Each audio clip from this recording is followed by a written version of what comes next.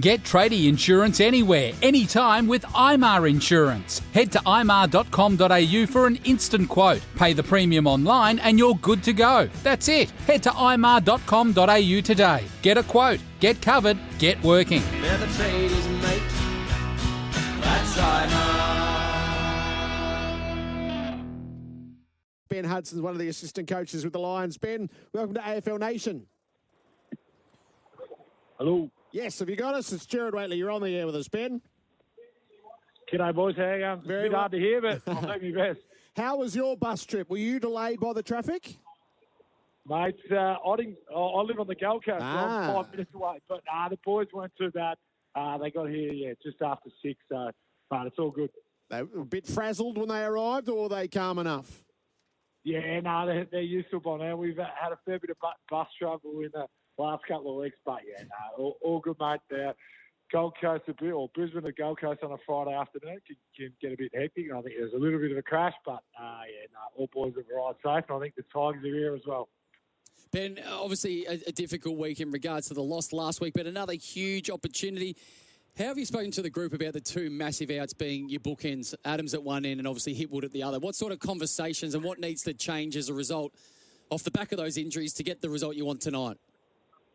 Yeah, I couldn't quite hear there, but obviously with Adams and Hipwood out, we get a few guys coming in Leicester and Tommy Fulton will get his chance, and the guys that have had that opportunity, like Reece Matheson when Lockie Neal went out, have all played their role. So I suppose our game plan is fairly simple, and we just sort of replace them. And obviously we'd love to have those two guys out there, and certainly our hearts go out to them with their injuries, especially Hippie, who will obviously be gone for the year. But we just focus on the next guys coming in, and we're confident those guys.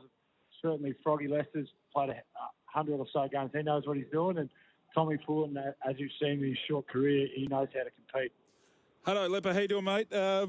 Just in Fullerton's role tonight. Obviously, with Hippie going out and Danaher's role, where he sort of plays, I'm not sure of the percentages, maybe 40% ruck, 60 forward, something like that. Will those percentages change now? And what will Fullerton be asked to do? Will he be asked to do more forward work or more ruck work? And now that Joe can play a little bit forward, possibly?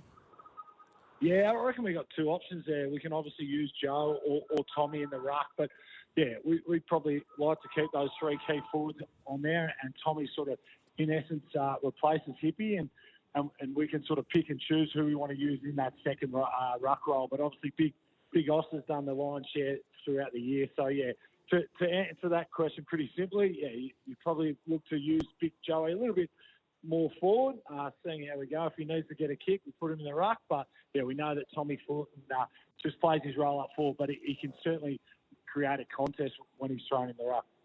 Benny, what did you make of last week? And I don't want to harp on last week, but it was the first time against a team that you would expect to be able to beat in the Saints that it just didn't go your way. What do you make of that? And what sort of chats do you have at this time of year about your form? I suppose you've got to be honest with it. We're off the ball, and to the Saints' credit, they're on. Their ability to pressure is sort of at the source, and when the ball left the area, they were better than us.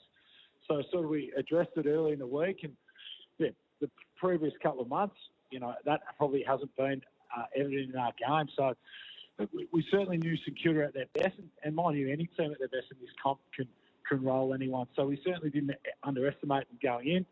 Probably a couple of honest conversations with the performance we went after, and we know this week against Richmond, who we've had a fairly strong rivalry with, we can't sort of produce that sort of effort, especially when the ball leaves the area. I want to ask you one specific one, and I think I saw kick of the year last week, and it was Daniel Rich coming out of fullback, and the one he laced through the middle of the ground. Was that his decision to take that kick on? It was about 60, 70 metres. It was a thing of beauty. Or is that a set play that the Saints just fell into the trap of? I think every team, or whether it's sort of from their defensive half or a kick in, if the game opens up or if the corridor opens up, you try and use it. I think in essence, we got a little bit lucky. I think the Saints just switched off for a second. We were able to pierce him through the middle part. Like Dan Rich, mate, he can. It's like he's got a one wood out there with his left foot. So he's one of probably about 10 in the comp that can hit those sort of kicks. So you sort of give him a licence along with Birch to go for those more aggressive kicks, I reckon. Hutto, is there a rivalry now? We've just seen, we were talking about it a little bit before, and obviously Richmond had the wood over the lines for a long period of time. The last 2 wins have gone to the lines, and we look through the list, a really mature, strong list, even the way the kids you've recruited, like Devon Robertson and players like that, Jack Payne, really tough young kids. Is there going to be some fireworks tonight? Are we going to expect that rivalry to continue? Oh, I think so, regardless of where you play Richmond, and obviously we're in a unique position of playing at the Gold Coast.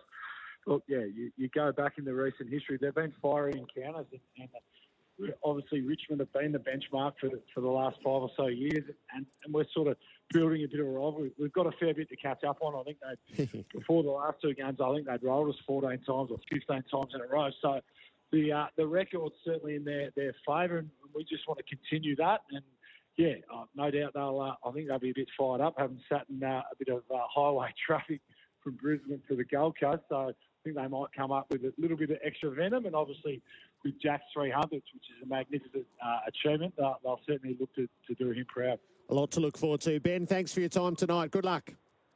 Cheers, boys. Have a good one. Ben.